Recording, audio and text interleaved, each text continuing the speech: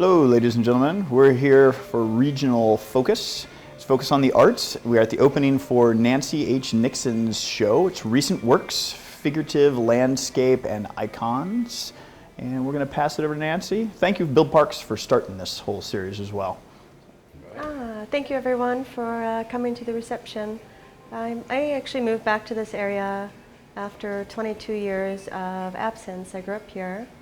And I came back 7 years ago after studying in different cities in Rochester, New York, Cleveland, Ohio, New York City, and last Orlando, Florida. I did my artwork and understudies mostly in Rochester and Cleveland, and then my higher studies of Byzantine iconography were in New York City at the School of Sacred Arts. Much of my work has evolved from those studies, as well as the combination of my figure studies and I guess you can essentially call like a spirit studies. In my past I died twice, and it was actually after my studies of Byzantine iconography, and my work evolved and changed very much dramatically after that. If you look to much of my work, the combination of the icons and sort of an ethereal shapes and figures form much of my work. Many of my portraits follow portraits that were taken back in the 1800s and early 1900s. I work for the Patterson Library in Westfield in charge of the gallery there, the Octagon Gallery, and I'm also in charge of special collections. So I have another show coming up of which will be featuring portraits from the 1800s and early 1900s. But right now it's a combination of really much my first landscapes from my new studio, and they're very lovely, very small, in pastel and oil pastel. And my icons that I have here are a combination of egg tempera and gold leaf and oil and soft pastel. Hello. Actually, I was directed to discuss my work, which I would normally.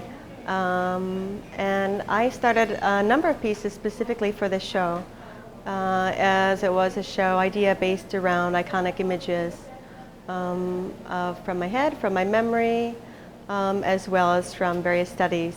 This one behind me is King David #2. I've done a few of him.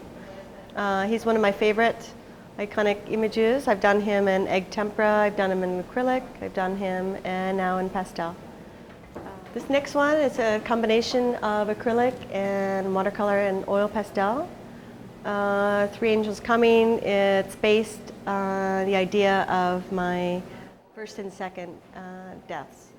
And although when I did, I was resuscitated after both times from an allergic reaction, I didn't go down a hallway, down a channel, down towards any white light, but there was an absence of so much. So when I came back, the idea of that I was alive again, everything shifted, and my work shifted. And although I didn't see any angelic image, I love the idea that had I gone farther, that I would. Of course, I wouldn't be here speaking today had I gone farther. Girl in a red dress. Many of my portraits are from one of my favorite painters, Amedeo Modigliani, and I did several and have done many studies of his work, as well as the period of time and looking through books, looking through photographs online for various references of that period. And again, it follows. I fell in love with his work because of the imagery, and much of it, the blankness of the eyes, for me still follows the same trail of thought of death. And though every one of my portraits is alive, the darkness in their eyes, for me, is significant.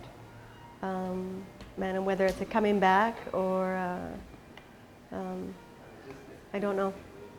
So everyone recognizes his work in mine, and that is why it's something that's very difficult for me to, even now, to move away from, and it will always affect me. This is actually a piece behind me.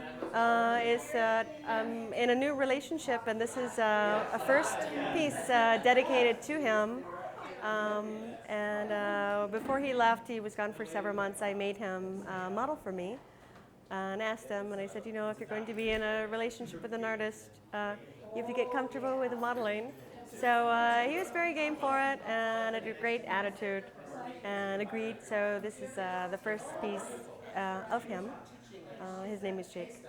It's in oil pastels and graphite. This piece is also from another of the, it's not really a spirit series, but it's oil pastel, graphite, and some acrylics on paper.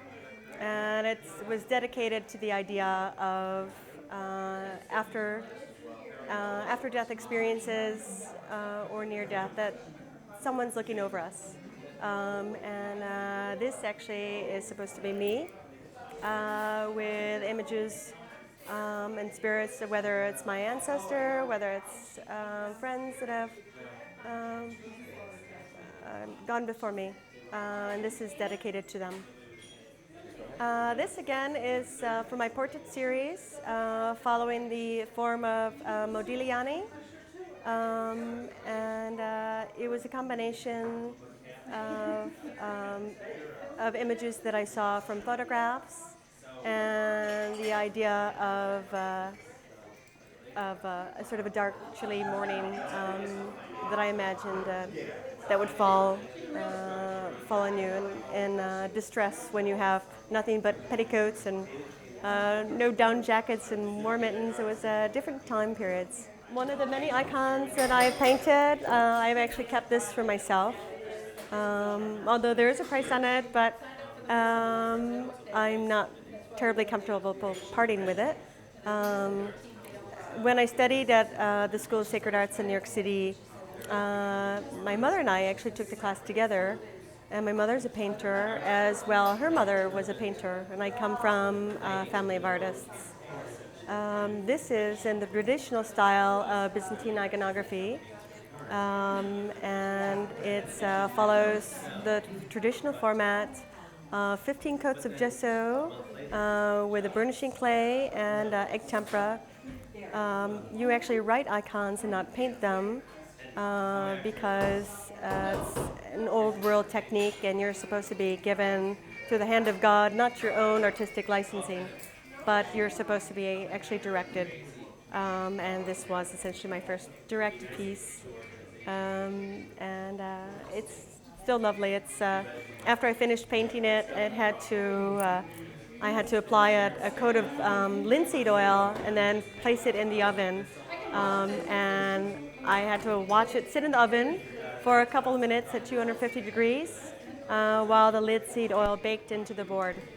So it was quite nerve-wracking after many hours of work. But it fared fine, and I have to say it didn't turn into a large cinder. He just completed my website.